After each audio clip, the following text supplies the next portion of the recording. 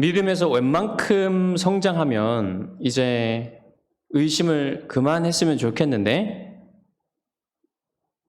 모든 사람들이 다 얼만큼 성장을 해도 의심을 하게 되어 있어요.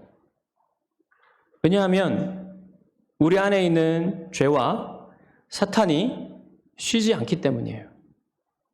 문득 하나님의 사랑과 하나님의 선하심을 의심하는 일이 모든 사람에게 다 있는 일입니다. 위대한 승리를 거둔 사람들 정도 되면은 이제 그만 좀 의심을 했으면 좋겠는데 그런 사람들에게도 의심은 여전히 찾아오게 되어 있어요. 여러분, 엘리야 선지자가 갈멜산에서 450명의 바알 선지자와 아세라 선지자들에게 능력 대결에서 승리하고 그들을 다 죽였는데 그 후에 이세벨 왕후가 그를 몹시 미워하고 그를 죽이려 한다는 말을 듣고 너무너무 두려워가지고 광야로 도망가서 로뎀나무 아래에서 죽기를 구하잖아요.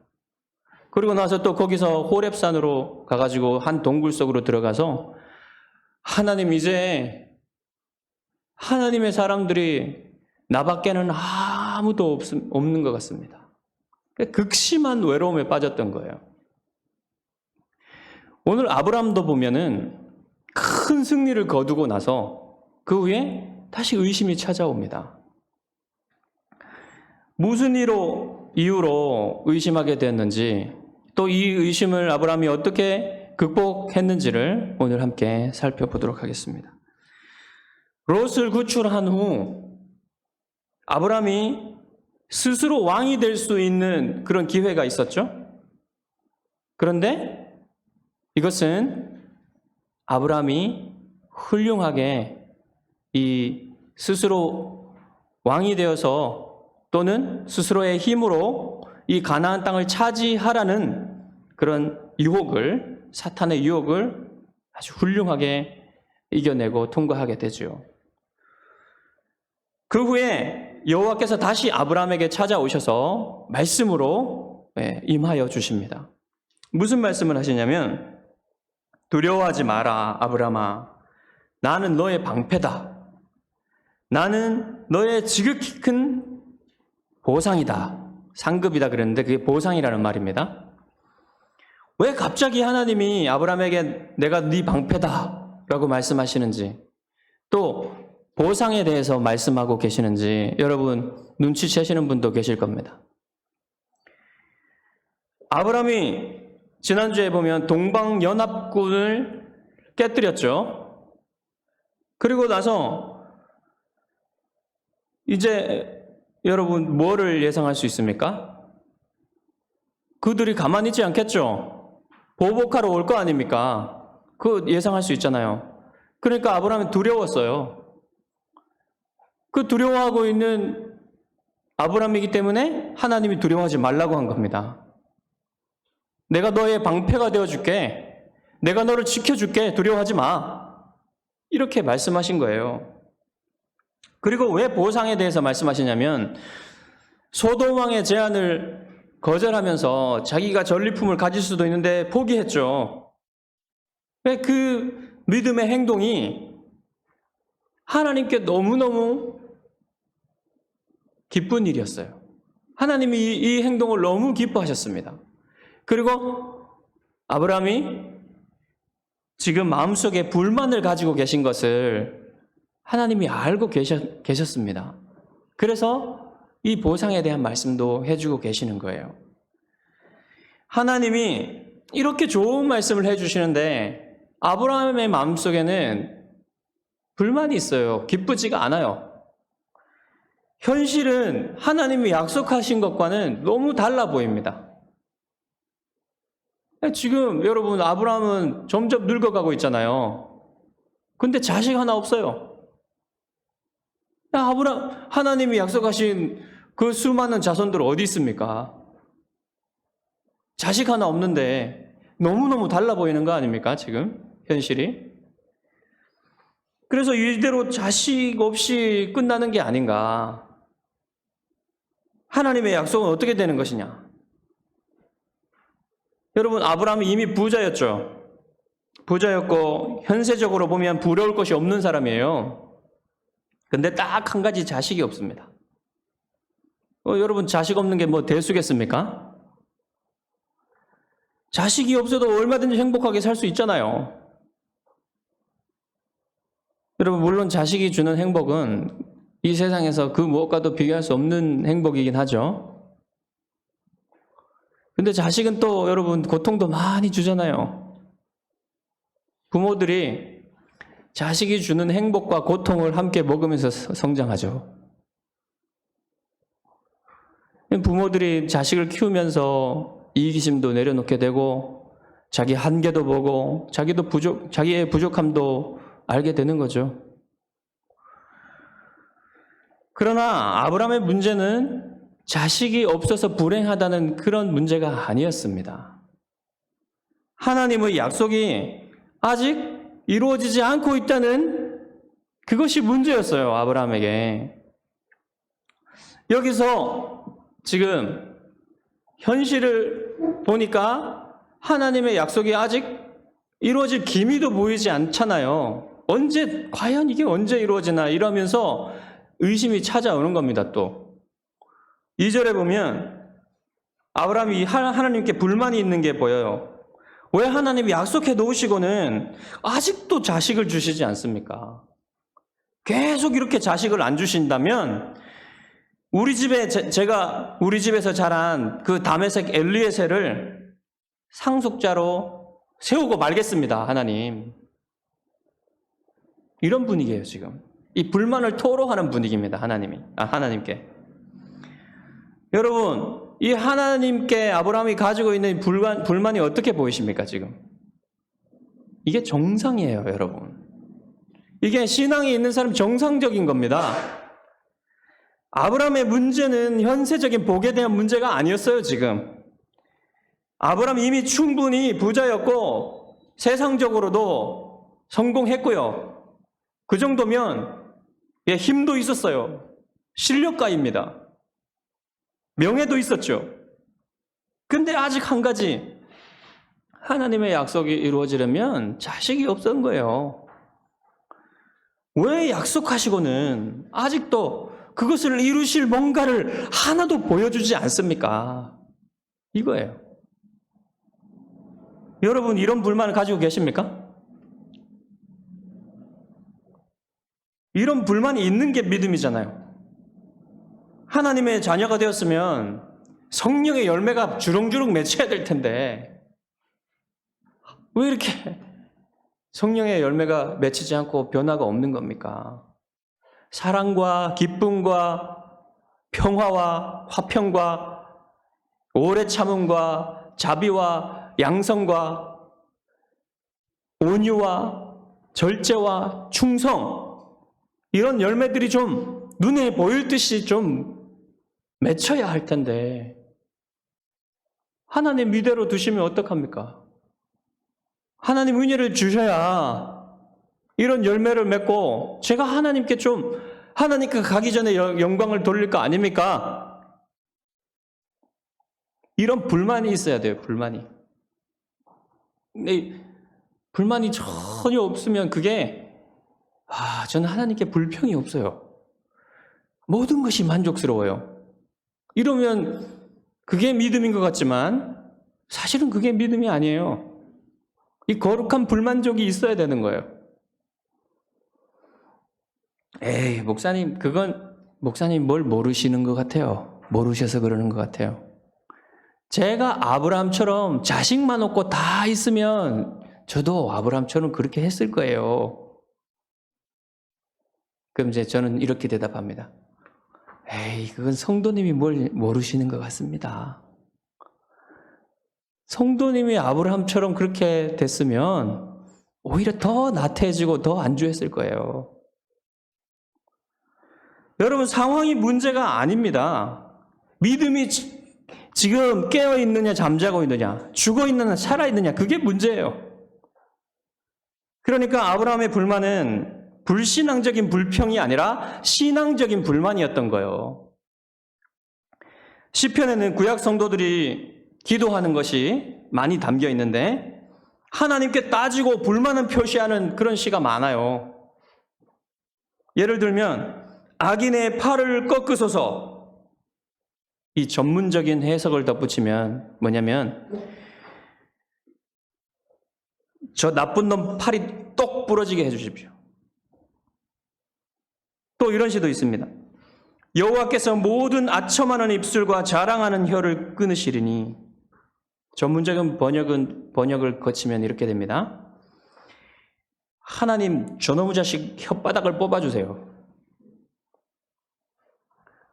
하나님이요 은근히 이런 솔직한 기도를 좋아하세요. 이 마음이 통하면 사람이요 솔직한 말을 하죠. 마음이 통한 사람은요, 하나님과 마음이 통한 사람은 솔직하게 기도해요. 아브라함은 하나님께 마음을 숨기지 않았습니다. 의심과 불만을 하나님 앞에 이렇게 쏟아 놓는 거예요. 하나님 앞에 기도할 때 뭔 점잖을 떨 필요가 있습니까? 마음을 솔직하게 말씀드려야죠, 하나님 앞에. 하나님이 우리가 어떤 사람인지 다 알아요. 아무리 고상을 떨고 점잔을 떨어도 그건 우리가 아닐 수도 있어요. 정말로 하나님 앞에 하고 싶은 얘기를 해야 돼요, 기도할 때. 그래야 여러분 하나님 앞에 이 진심이 통하는 겁니다. 여러분, 독과 베이비가 나와도 괜찮아요. 하나님 앞에 기도할 때는. 왜 그렇게 이 사랑스러운 독과 베이비가 욕을 할 때 되면 왜 그렇게 미워 보입니까? 하나님이 그런 얘기 하더라도 우리를 다 아시기 때문에 전혀 놀라지 않습니다. 그렇게 기도해도 돼요. 하나님 앞에선 됩니다. 여러분 정말 욕 나올 때 많잖아요. 살다 보면 진짜 부글부글 끓을 때가 많아요. 그러면 여러분 누구한테 가십니까? 여러분 아주 친한 친구나 제일 많이 가는 게 이제 배우자한테 가죠. 여러분 어떻게 됩니까? 심지어는 배우자한테 얘기해도 잘 안 통해요. 이게 잘 이해가 안 되고 잘 이렇게 못 들어줄 때가 있습니다. 왜 그런 얘기 짜증난다. 친구한테 가서 얘기하면 어떻게 됩니까? 항상 얘기한 걸 후회하게 돼요. 왜 그런 얘기를 또 했을까? 바보같이. 근데 여러분 하나님은 잘 들어주십니다. 제일 잘 들어주세요. 하나님은. 이해도 엄청나게 잘 하십니다. 하나도 이해 못 하시는 게 없어요. 그렇게 말하는 거를. 그러니까 여러분 하나님께 가서 말씀드리세요. 보이지만 않을 뿐 하나님은 정말 마음이 한량없이 넓으시고 너무너무 열려있는 분이세요. 이렇게 열려있는 분이 없으신 거죠. 그래서 하나님이 아브라함의 말을 다 들으셨어요. 다 들으시고 나서 이제 아브라함에게 대답을 해주시는 겁니다. 어떻게 대답하시냐면 그 사람이 내 상속자가 아니라 내 몸에서 날 자가 내 상속자가 될 것이다. 그 엘리에셀이 아니라 네 몸에서 너의 자식이 네 상속자가 될 것이다 라고 하나님이 말씀하시는 거예요. 여러분 아브라함이 궁금했던 거죠. 이게 아브라함이 궁금했던 거를 얘기해 주시는 거예요. 이제 하나님이 분명히 아브라함의 몸에서 날 아들이 상속자가 될 것이다. 여러분 이게 정말 이게 기도 응답입니다. 이런 게 딱 하나님이 말씀해 주시잖아요. 가만히 보시면 하나님이 아브라함에게 약속을 말씀해 주실 때 조금씩 더 구체적으로 말씀해 주시는 것을 볼 수 있죠.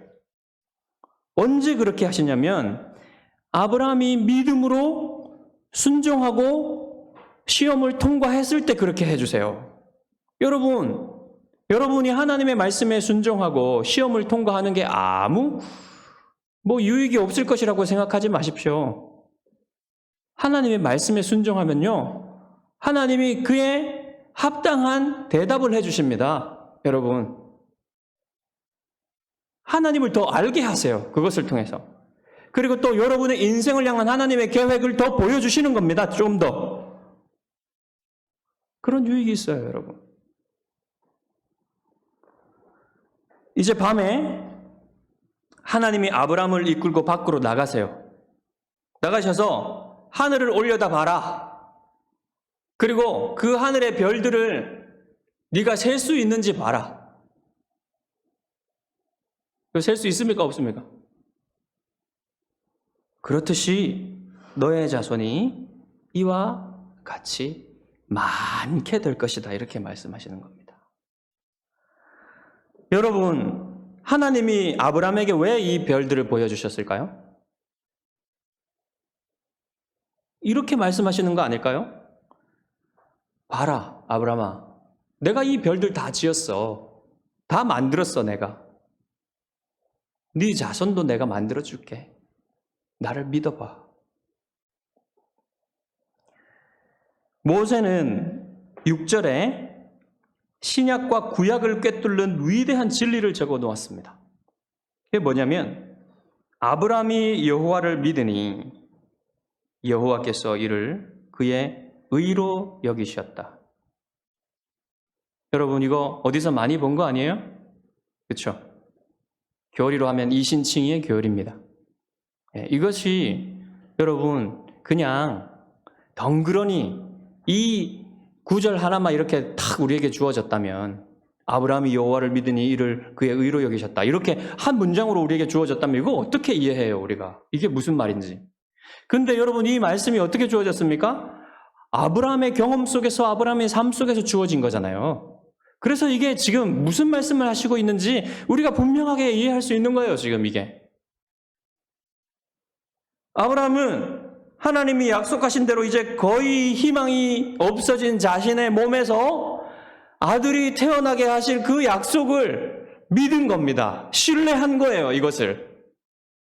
그게 아브라함의 믿음이란 말입니다. 상황이 어떠하든지 하나님이 하실 것이다. 하나님의 약속을 이루실 것이다. 이걸 믿은 겁니다. 여호와께서 이를 그의 의로 여기셨다고 했죠. 이를 그의 의로 여기셨다고 했는데 이가 뭡니까 그러면? 그건 아브라함의 믿음이죠. 아브라함의 믿음을 의로 여기셨다는 거예요. 잘 보십시오, 여러분. 아브라함이 믿고 난 후 아무런 일도 하지 않았는데도 여호와께서 그것을 그의 의로 여기셨다고 했어요. 여러분, 의롭다는 건 주로 도덕적인 행동을 의미하죠, 우리가 생각할 때. 여러분, 예를 들면 지하철에서 아이가 떨어졌는데 그 어떤 사람이 보고 내려가가지고 목숨을 걸고 위험을 무릅쓰고 그 아이를 구해내면 사람들이 뭐라고 합니까? 의인이다 그러죠. 그리고 여러분, 불타는 집에 들어가가지고 사람들을 구해낸 사람들을 우리가 의인이라고 하죠. 주로 여러분, 의인이라고 할 때는, 의롭다고 할 때는 그런 개념이에요.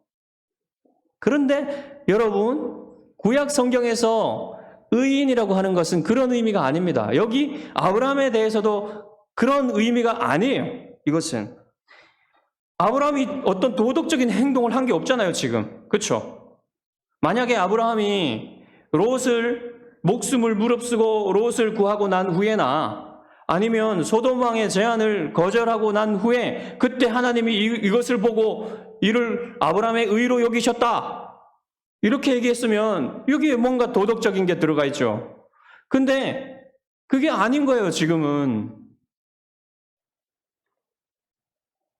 분명 아브라함이 아무것도 행동을 하지 않았는데 하나님의 약속을 믿은 것 때문에 하나님이 이를 그의 의로 여기셨다고 분명히 얘기하고 있습니다. 여기서 중요한 점은 이거예요. 아브라함이 의롭다 여김을 받는 것은 아브라함이 무엇인가 의로운 행동을 한 것 때문이 아니라는 것. 여기서요, 지금 말하고 있는 언어가 어떤 언어냐면 관계적인 언어예요. 관계적인 언어. 행동적인 언어가 아니고 관계적인 언어입니다. 하나님과 올바른 관계에 아브라함이 서 있다, 이런 말이에요. 이것에 대해서 좀 더 설명해 보겠습니다. 여러분, 하나님과 우리 사이에는 이 공평한 관계가 있을 수가 없어요. 전적으로 하나님은 주시고 우리는 받아야 되는 관계예요, 이게. 사람들은 그럴 수가 없죠? 사람들은 어느 정도 기브 앤 테이크가 아니면요, 관계가 성립이 잘 안 돼요. 물론 이제 부모와 자식 간의 관계는 좀 그렇지 않은 면이 있지만, 사람하고 관계가 아닙니다. 하나님과의 관계는. 불공평해요. 우리는 하나님께 드릴 수 있는 게 아무것도 없어요, 사실. 왜냐? 하나님은 물질이 필요가 없어요.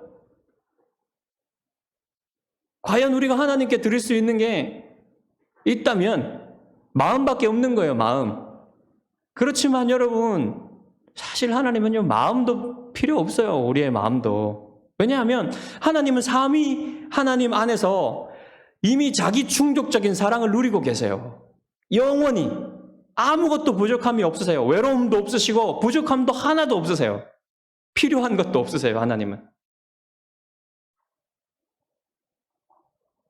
근데 왜 하나님이 우리의 마음을 요구하실까요? 왜 하나님이 우리의 사랑을 받으시기 원하시는 겁니까? 왜냐하면 그것이 너무너무 당연한 일이고 그것이 우리의 행복이기 때문에, 우리가 하나님을 사랑할 때 우리는 참으로 행복할 수 있어요. 그리고 그렇게 하면 그것이 하나님의 영광이기 때문에 이렇게 하시는 거예요. 여러분, 하나님은 사람이라는 위대한 피조물을 만들어 놓으시고는요, 사랑할 수 있도록 자유를 줬습니다. 그럼 이 사랑할 수 있는 자유가 얼마나 위대한 자유인지 몰라요. 제가 요즘 제 자녀들에게 이제 많은 핍박을 당하고 있습니다. 제 자녀들이 하여튼 제가 무슨 말만 하거나 뭘 해도 다 트집을 잡고 꼬박꼬박 말대꾸를 하고 반기를 들어요. 제가 이걸 보면서 좀 고통스러워요. 그런데 한편으로는 제 자식들이 이렇게 할 때, 얘네들이 하나님이 주신 자유를 이제 한껏 찾아가고 있구나. 부모에게, 무엇으로 보나 부모에게 밀리는데, 부모에게 반항을 하네? 얘네들이 하나님이 주신 그 자유를 이제 찾아가고 있고, 이제 성인이 되려고, 하나의 자유로운 어른이 되려고 준비하고 있구나. 이것을 생각하면서 혼자 웃어요, 제가. 얘네들이 이제 어른이 되어가면서 어떻게 이 자신들의 눈에 보기에 너무너무 부족한 이 부모를 어떻게 사랑해야 되는지도 알게 될 거라고 저는 생각하고 있습니다. 제가 포기하지만 않는다면, 제가 사랑을 포기하지만 않는다면. 하나님의 위대하심은 그 위대한 자유를 가진 우리에게서 결국 하나님이 우리의 사랑을 받으시는 데 있어요. 강제적인 방식으로 사랑을 강요하는 그런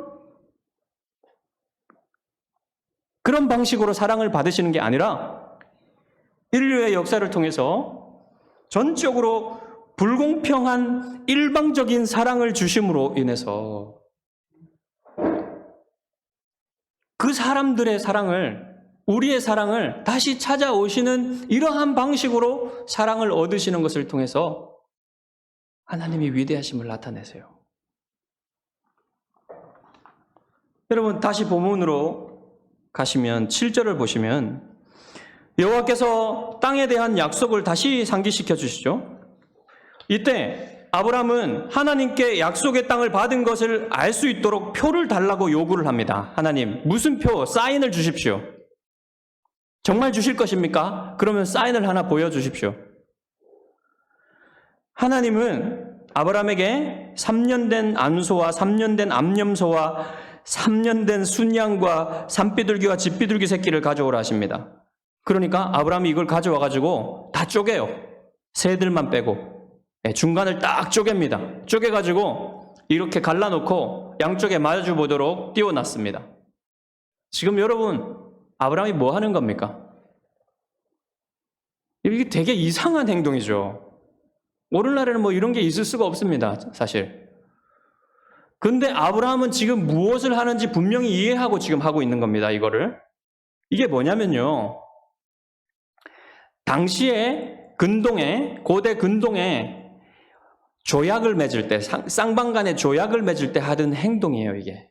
관습입니다. 이 지금 아브라함과 하나님이 지금 이 방식으로 커뮤니케이션을 하고 계시는 겁니다. 그러니까 이 조약은요, 어떤 조약이냐면, 여러 조약의 방식이 있었는데, 그 중에 어떤 조약이냐면, 왕이 아주 충성스러운 신하에게 지금 그 신하와 조약을 맺는데, 네가 이렇게 충성스럽게 나에게 봉사했으니 내가 너에게 땅을 하사하겠다. 영지를 하사하겠다. 그러면서 네가 계속 충성할 것을 이제 함께 맹세하자. 이렇게 하면서 왕과 신하가, 충성스러운 신하가 이제 조약을 맺는 그런 형식이에요, 지금. 그때 마지막에 무슨 식을 하냐면, 언약식을 하냐면, 요렇게 동물을 딱 쪼개놓고 쌍방이 이 동물 사이를 지나갑니다. 이게 뭡니까? 이 언약을 깨면, 누구 한쪽이 깨면 그 깬 사람도 이 동물처럼 쪼개져서 피 흘리고 죽을 것이다. 이 저주를 맹세하는 거예요. 요거 지금 하고 있는 겁니다. 그런데 지금 이 맹세를 하면요, 이 쌍방이 다 지나가야 되잖아요. 근데 아주 놀라운 하나님의 은혜가 여기에 표현되고 있어요. 뭐냐면 타는 횃불을 담은 연기나는 화로가 이 쪼갠 고기 사이를 지나가요. 이게 뭡니까? 이게 하나님의 임재의 상징입니다, 지금. 나중에 보면요, 여러분, 아브라함의 자손 이스라엘도 시내산에서 언약식을 해요. 이 비슷한 언약식을 하는데, 그때 하나님이 임재하시는데 무엇으로 임재하시냐면 불기둥과 구름기둥으로 임재하세요. 바로 이 연기나는 화로와 타는 횃불이 이 구름기둥과 불기둥의 그림자입니다. 이것은 뭐냐면 하나님의 임재의 상징이에요. 지금 하나님이 그 고기 사이를 지나가고 계시다는 겁니다. 요점이 뭐냐면요, 하나님 홀로, 하나님만 지나간다는 거예요. 그럼 뭡니까 이게?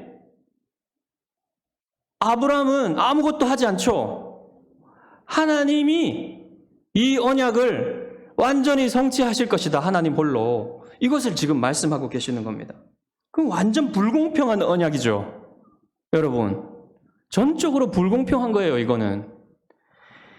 여러분, 결혼식으로 말하면 남편이 아내와 언약을 맺잖아요. 그때 남편이 아내에게 이런 언약을 하는 거랑 비슷한 거예요. 뭐냐면 내가 당신을 사랑하기 때문에 당신이 나에게 실망을 줘도, 당신이 나를 신뢰하지 않아도, 당신이 나를 떠나 다른 남자를 만날지라도 나는 당신을 끝까지 사랑하며 당신을 보호하고 당신의 필요를 채워줄 것이며 결국 영원히 당신이 나를 사랑하는 아내로 만들 것이다. 이렇게 언약을 하는 것이 바로 지금 하나님이 하는 행동입니다. 여러분, 하나님이 이것을 어떻게 이루셨습니까?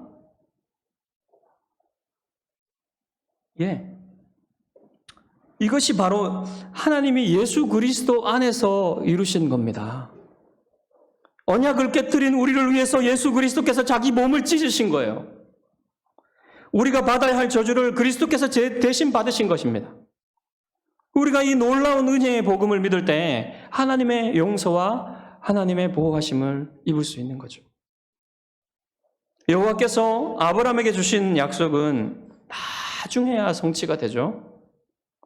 아브라함은 아브라함 자신과 그의 후손들에게 일어날 일을 하나님께 미리 받았어요. 이스라엘이 애굽에서 400년 동안 종살이를 할 것이고 그 후에 여호와께서 징벌을 내리셔서 많은 재산을 가지고 애굽을 나오게 될 것이다. 여기는 애굽이라고 말씀하시지는 않았지만 그건 애굽이죠. 아브라함은 또 장수하다가 평안히 죽을 것이다. 여러분 너무 좋죠? 여러분에게도 하나님이 너 평안히 장수하다가 평안히 죽을 것이다 얘기하시면 좋겠죠? 네, 방법이 있습니다. 부모님을 공경하면 돼요. 여러분은 이미 이제 기회가 다 거의 지났을지도 모르지만 아무튼 부모님을 공경하면 장수하게 해주시겠다고 하나님이 약속하셨으니까. 아브람도 하나님의 언약이 성취되기를 기다려야 했고 이스라엘도 기다려야 했습니다. 이스라엘은 400년간의 고난을 견뎌야 했죠. 그 후에 출애굽과 가나안 정복에 영광이 있었어요. 여러분, 이스라엘이 약속의 땅을 차지하기까지 400년이 걸렸습니다. 그동안 고난을 받았어야 돼요. 왜 그 고난이 필요했냐면 그 한 가지 이유는 아직 아모리 족속의 죄악이 충만하게 차지 않았기 때문에. 여러분, 그러면 우리는 지금 그리스도께서 오실 날을 기다리고 있죠. 하나님의 나라가 완성될 날을 기다리고 있죠. 우리는 왜 이 땅에서 지금 고난을 받아야 할까요? 아직 그 한 가지 이유는 이 땅에, 이 세상의 죄악이 완전히 차지 않았기 때문입니다. 그때가 되면 하나님의 계획이 완전히 이루어지게 될 것입니다. 여러분, 이 기다림의 시간을 우리는 우리의 믿음으로 채워야 돼요. 그 기다림의 시간 동안 여러분의 신앙이 흔들릴 때가 분명히 많이 있을 겁니다. 그때마다 여러분, 하나님이 여러분을 뜨겁고 깊게 사랑하신다는 증표인 그리스도의 십자가를 늘 바라보십시오. 그것은 하나님이 여러분에게 주신 완전 불공평한 사랑의 언약입니다. 그 언약을 이루신 그 십자가를 바라보시고 언제나 의심이 찾아올 때마다 여러분 다시 회복하시기를 주님의 이름으로 축복합니다. 기도하겠습니다.